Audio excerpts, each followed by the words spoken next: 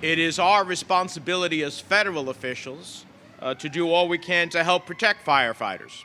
That's why we've worked so hard on the SAFER Act and the Firefighter Act to make sure that, yes, we have the best equipment and the most up-to-date to protect those who are out there protecting us, but also you can have the best equipment in the world, but if you don't have firefighters to make that equipment work to save people, it doesn't mean anything. So putting firefighters on the line and helping communities like Clifton be able to achieve that is incredibly important.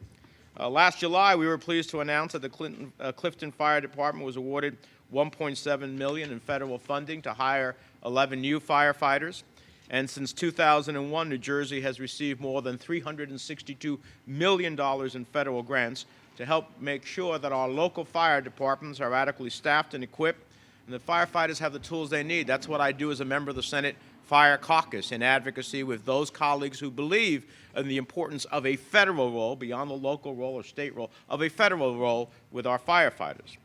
And I've always said there is no more selfless, more courageous job than that of a firefighter. It defies all logic and reason to run into a burning building when most people are running away from it, but these men and women do exactly that every time they get a hit and get on the truck and away they go. They never know what they're going to face. They protect us 24 hours a day, 7 days a week, regardless of holidays or weekends that many of us take for granted.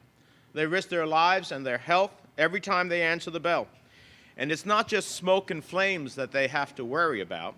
Think about what's in your home. Everything from what's in your sofa to what's stored under your kitchen sink. In a typical house fire, they all burn, releasing fumes and toxins, in some cases known carcinogens, into the air, posing additional risks for the men and women who so bravely charge in to ensure our safety.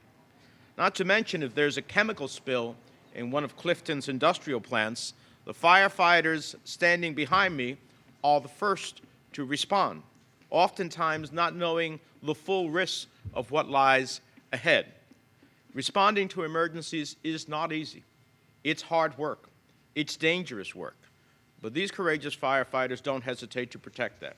And in turn, we are compelled to do all we can to protect them. That's why I was proud to be the first sponsor and author of the Sadroga Act when it originally passed, and to fight along with Congressman Pascrell to get it reauthorized long-term, so that ultimately we don't have to concern that as those men and women who responded on that fateful day, not the federal government, local police and firefighters who responded on that fateful day, who took the risk, who didn't even know the toxins that they were consuming, even when at that time the EPA said it was okay. It wasn't. And so that's what the Sadroga Act was all about. Why we had to fight to honor those who honored us on that day and protected us is amazing. But that's the fights we have. The links between cancer and our 9/11 first responders and the exposure to toxins at Ground Zero have been well documented and discussed.